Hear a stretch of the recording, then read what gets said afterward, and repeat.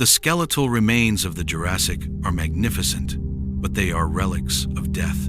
There is another record, written not in bone, but in mud, sand, and volcanic ash. These are the fleeting moments of life, captured in stone, the footprints of giants. They tell us not just what dinosaurs were, but how they lived. Now, let's open the fossil record and resurrect the story of this Jurassic titan.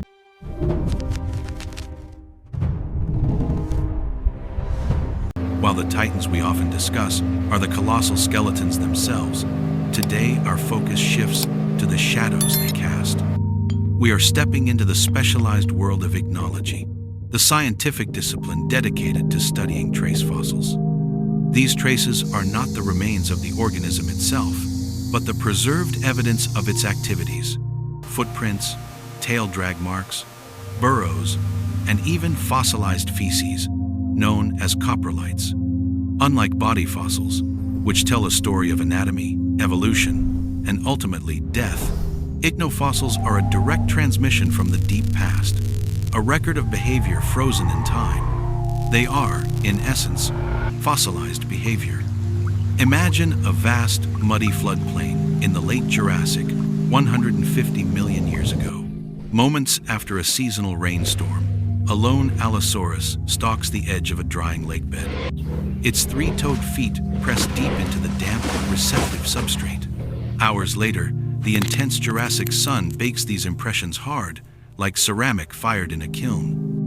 Before wind and water can erode this fleeting record, a nearby river gently overflows its banks, burying the footprints under a protective blanket of fine silt.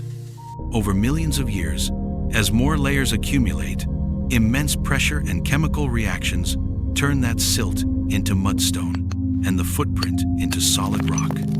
What we unearth today is not just a hole in the ground. It is a perfect, three-dimensional cast of a living animal's foot, a snapshot of a single moment in its life. This preservation process is a geological miracle. It demands a Goldilocks scenario. The ground must be soft enough to take a clear impression, but not so wet that it slumps back into a featureless slurry. The track must then be buried rapidly, but gently, protecting it from erosion and the trampling of other creatures. The profound rarity of these conditions is precisely why every preserved trackway is a priceless chapter in the story of life. These ancient paths provide our most direct window into the paleoecology of the Jurassic. A skeleton can tell us how a stegosaurus was built, but its footprints can show us where it walked. A theropod's femur can suggest powerful leg muscles, but a trackway can reveal the precise speed at which it moved. When we analyze a set of footprints, we are no longer just paleontologists. We become wildlife trackers, following clues left by animals that have been extinct for an almost unimaginable span of time. The data we can extract is astonishingly precise. The depth of the print, relative to the consistency of the surrounding sediment, gives us a proxy for the animal's weight. The distance between consecutive steps, what we call the stride length, allows us to calculate its gait and velocity, distinguishing a slow, deliberate walk from a predatory stalk or a desperate run. But the true revelation comes when we find not one print, but many. A single footprint is an anecdote, a connected trackway is a story, and multiple parallel trackways, that is a saga. They open the door to a subject that bones alone can almost never definitively answer: social structure.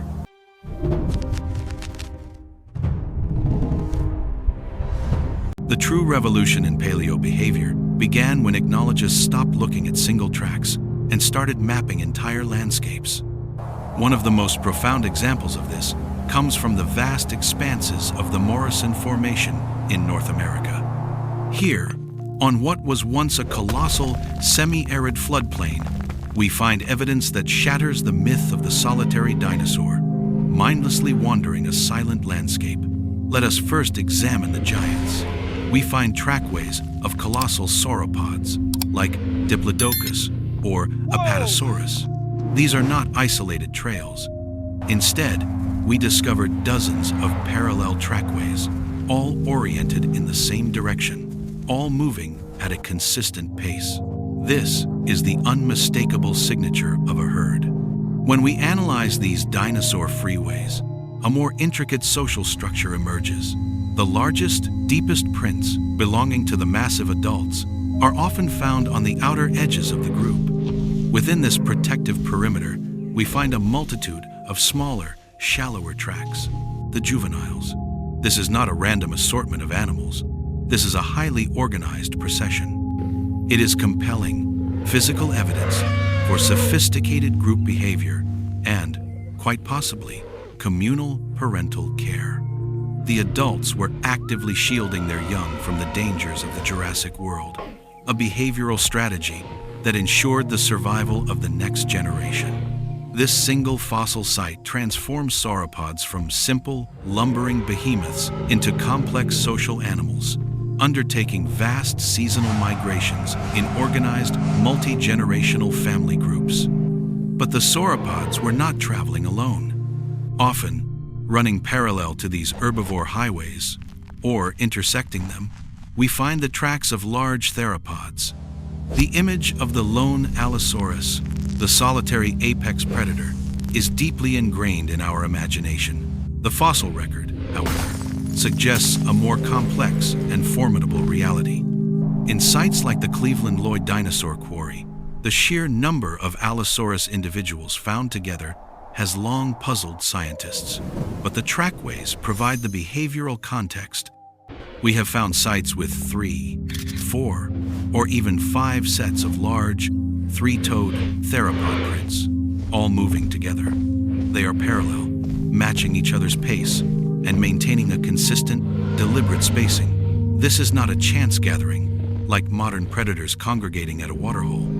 This is the footprint of a coordinated, social hunting unit, a pack. This discovery fundamentally rewrites the ecological rules of the Jurassic. A single Allosaurus, though formidable, would be foolhardy to attack a fully grown, 60-ton Brachiosaurus.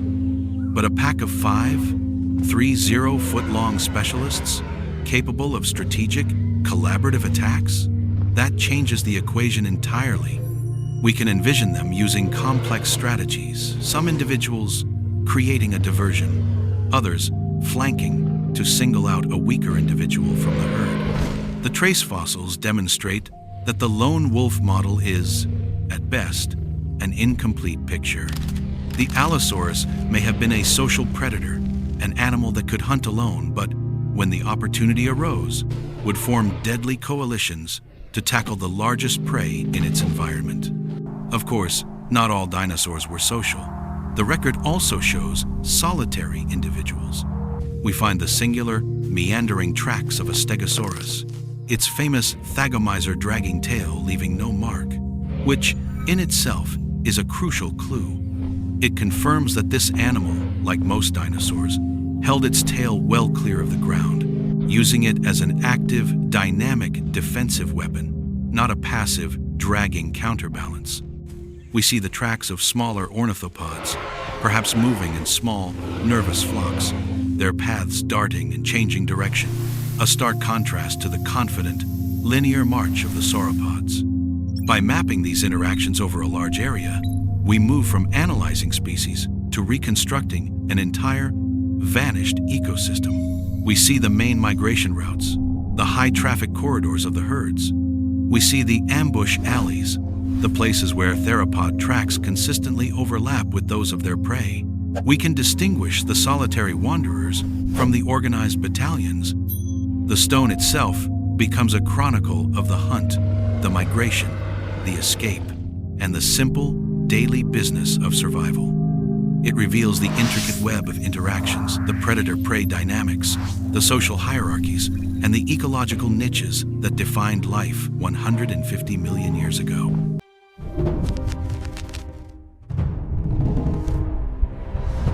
These behavioral records, powerful as they are, present a tantalizing challenge.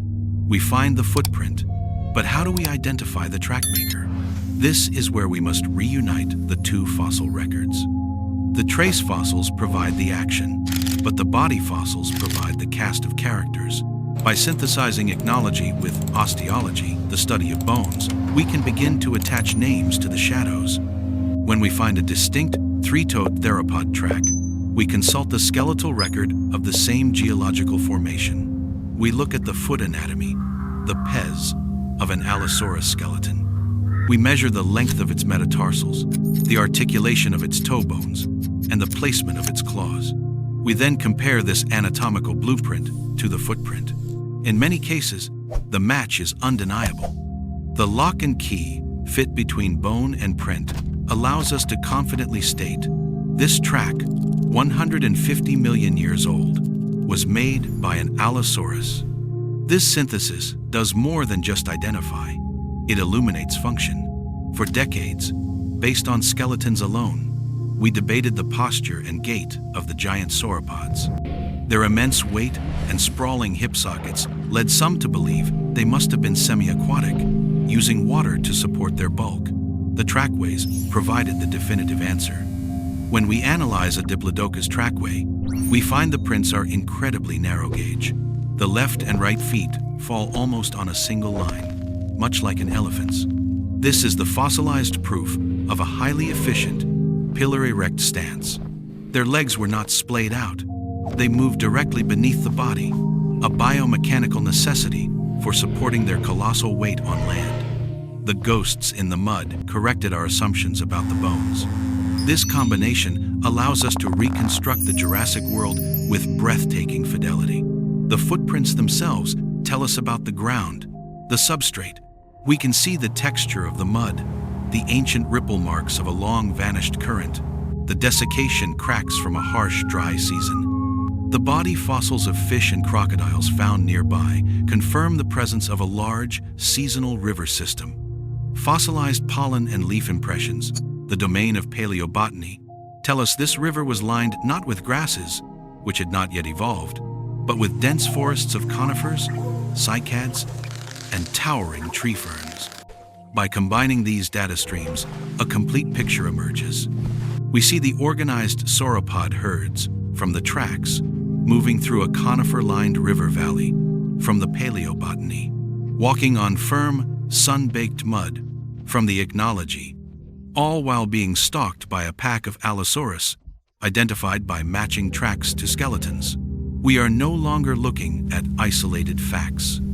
We are witnessing a complete, dynamic, and vanished ecosystem, resurrected in its full, interactive complexity. These footprints, ephemeral gestures made in a fleeting moment, have outlasted the mountains and oceans that framed them.